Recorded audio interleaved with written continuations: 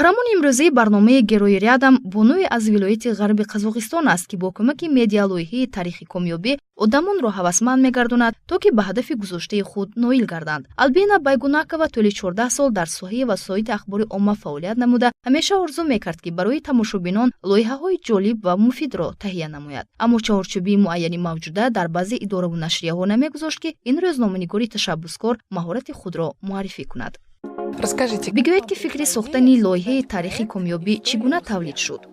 Здравствуйте, Аиша. Спасибо огромное, что пригласили нас на ваш проект. Салом, Аиша. Ташаккур, ки моро ба лоиҳаи худ даъват кардед. Мо дар ҳайрат мондем ва барои мо ин шарафи бузург аст, зеро лоиҳаи мо ҳанӯз кӯчак буда 1.5 сол дорад. Шумо медонед, ки кӯдак дар яксолагӣ нав ба пой истода аввалин қадамҳояшро мегузорад. Мо низ ҳоло дар чунин ҳолат қарор дорем. Агар дар бораи тавлиди лоиҳа гӯем, қайд кардан мехоҳам, ки лоиҳа дар ҷои холӣ пайдо шуд. Тавре ки мегӯянд, сабаби он баромадан аз минтақаи форам буд, ки ҳамаи қаҳрамонони ман мегӯянд. Ман дар як вақт бекор мондам ва ин таконе шуд, то ки кори худро оғоз кунам. О котором говорят все мои герои.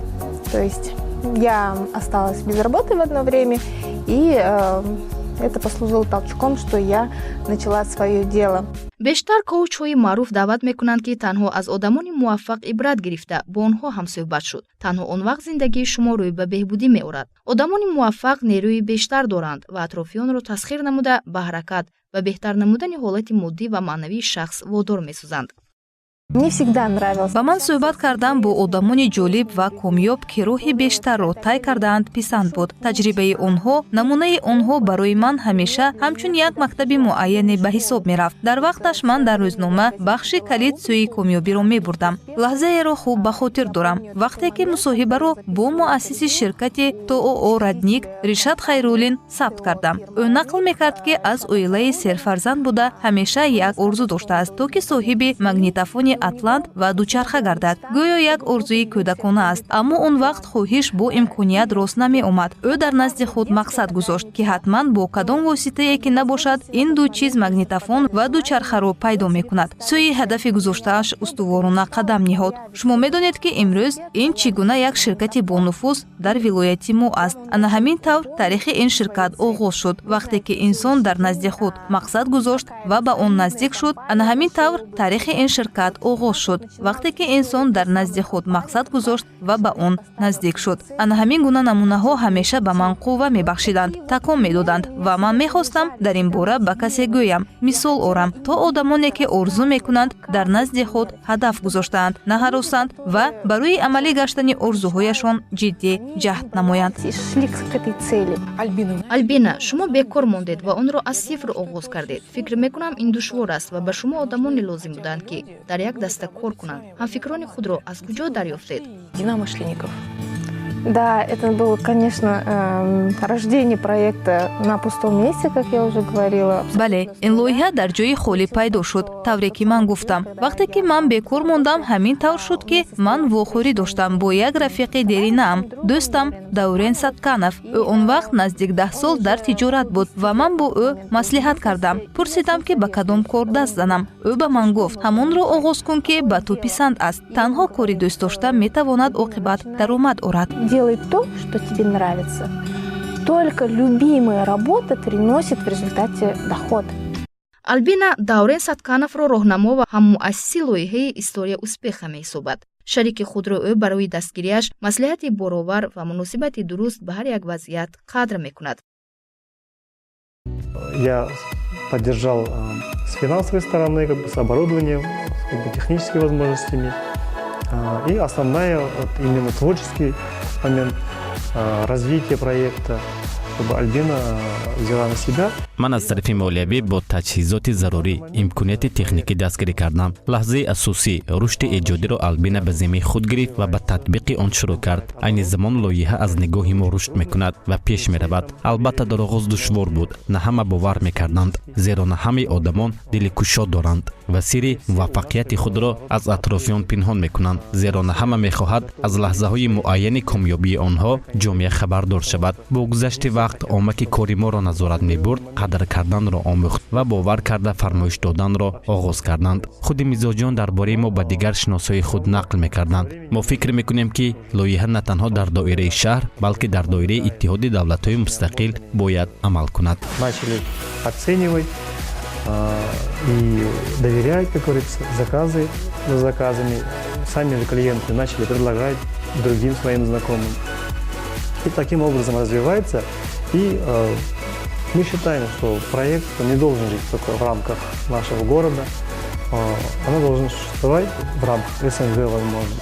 ҳоло дар бораи медиа лоиҳа на танҳо Уральск, балки дигар шаҳрҳои Қазоғистон низ огоҳ шуданд. ҳатто нафароне ки дар вақти оғози лоиҳа онро зери танқид гирифта ояндаи начандон хубро пешгӯӣ карда буданд, имрӯз Албинаро эҳтиром мекунанд. новобаста ба вокунишҳои манфӣ, қаҳрамони мо бо боварии комил ба сӯи ҳадафи худ қадам зад, зеро ӯ дарк намуд ки дигаронро ҳавасманд гардонида худ ва дасташро такмил медиҳад. Я людям предлагаю, они спрашивают, а что это такое? И я не могу объяснить, что это такое. вақте ки ман ба одамон пешниҳод мекардам, намедонистам ки лоиҳаҳоро чӣ тавр фаҳмонам. ҳадафи асосии лоиҳаро медонистам, ки он бояд ҷавононро рӯҳбаланд гардонида ба пеш такон диҳад. аммо ин дар куҷо ҷойгир карда мешавад, чӣ тавр муаррифӣ мешавад? ба ин гуна саволҳо барои ҷавоб додан омода набудам.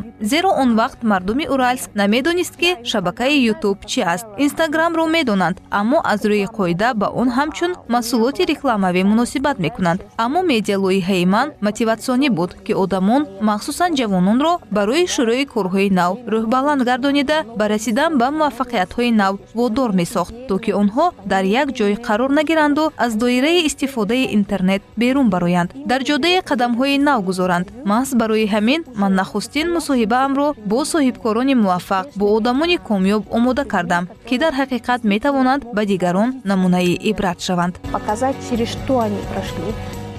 новобаста аз он ки дастаи эҷодӣ ва техникӣ тамоми ҷараёни наворбардорӣ вақти сохтани як барнома ва видеороликро меомӯзанд, якчанд рӯз сарф мешавад. пас аз он коркарди мавод бояд шурӯъ шавад.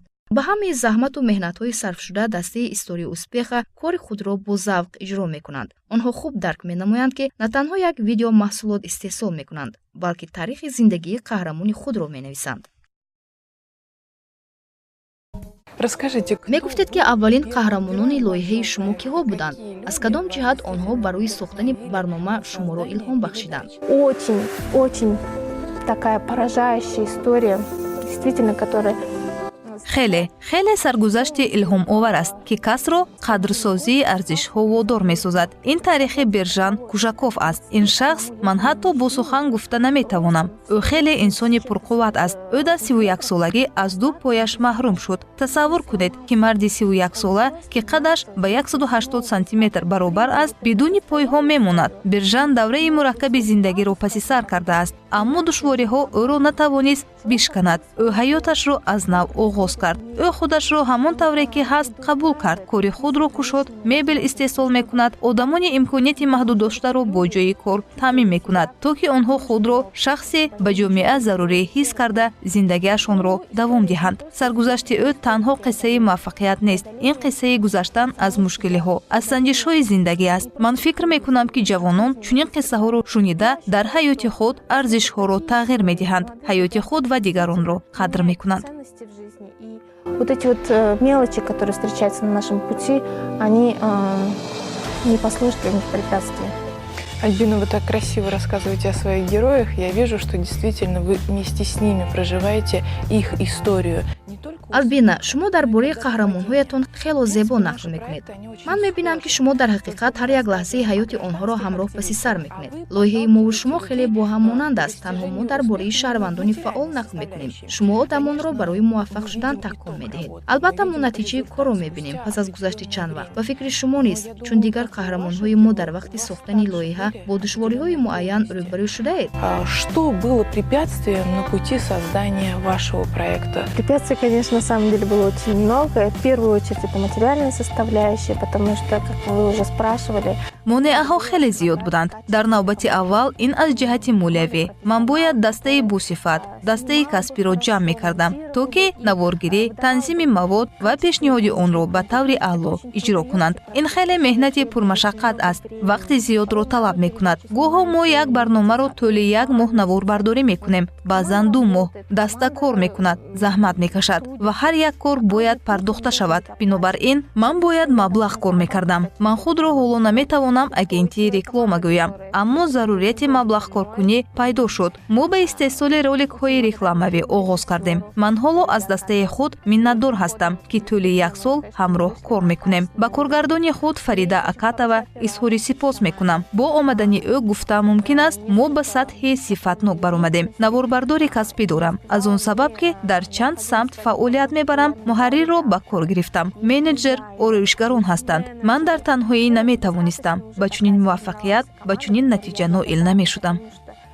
Одна я такого успеха, естественно, успех, наверное, громко сказано, но, по крайней мере, таких результатов, которые есть на сегодня, я одна бы не добилась.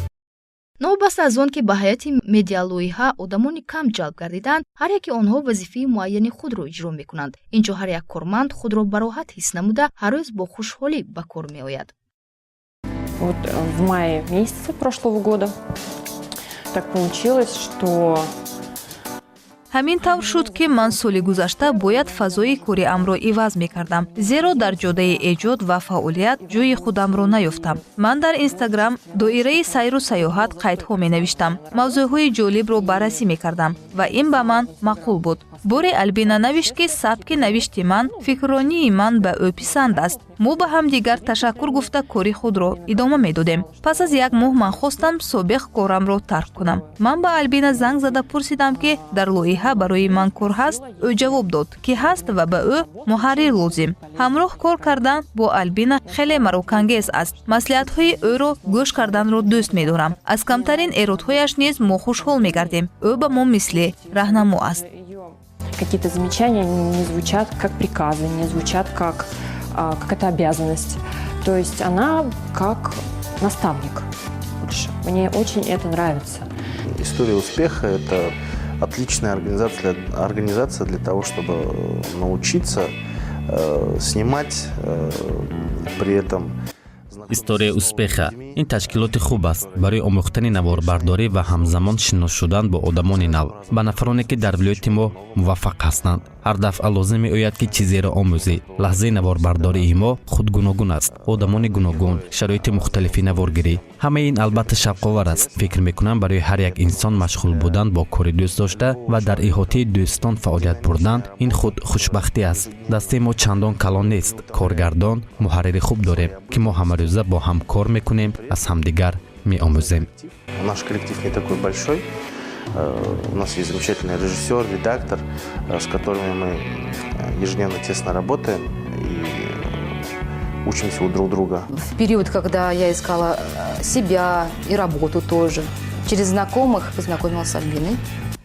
муддате ки ман тавассути дӯстонам кор меҷустам, бо Альбина шинос шудам. вақте ки ӯ ба ман дар бораи лоиҳа гуфт, чашмонаш медурахшиданд. ман дидам ки ин одам корашро дӯст медорад ва ба лоиҳаи худ боварӣ дорад. ҳар як сухани ӯ бо эътимод буд. мегуфт ки ин ҳоло оғози кор аст, қадамҳои нахустин аст, мо ба ҳадафи худ мерасем. Альбина нафаре ки роҳбарикуниро меомӯзад. дар асоси таҷрибаи қаҳрамонони мо роҳбарони кордон ҳастанд. ҳамон хислаташ ба ман писанд аст ки ӯ ба ҳадафи худ наздик мешавад. мушкилиҳо зиёд буданд, мушкилоти молиявӣ, норасогии таҷҳизотҳо. новбаста аз ин ӯ пеш мерафт ва дастаро аз оқиби худ мебурд ва моро рӯҳбаланд мекард. ман ба ӯ изҳори сипос мекунам ки моро такон дод, ба пеш бурд, паси сар кардани душвориҳоро омӯзонид. дастаи мо як мақсад дорад ва мо ба як самт нигоҳ мекунем. чун дастаи ҳамфикрон ҷамъ шудаанд, боварӣ дорам ки моро ояндаи бузург дар пеш аст. ҳамаи мо кори худро дӯст медорем ва чашмони мо ҳамеша медурахшанд.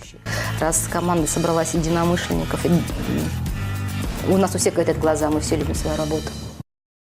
имрӯз медиалоиҳаи истории успеха тавонистааст худро ҳамчун бренд муаррифӣ кунад, ки бо истеҳсоли маҳсулоти рекламавӣ машғул аст, новбаста аз даромадноки танҳо маоши кормандон пардохт карда мешавад. Худташаббускор ва муаллифи лоиҳа тӯли 2 соли бурдани ин барнома ягон танга барои худ фоида нагирифтааст, аммо ӯ боварӣ дорад, ки интизориҳои тӯлонӣ ниҳоят натиҷаи хуб хоҳанд дод. Акнун даста дар нақша дорад, ки маҷалларо ба таб расонад, ки он дар бораи комёбии соҳибкорони муваффақ тавассути саҳифаҳои рангааш нақл кунад.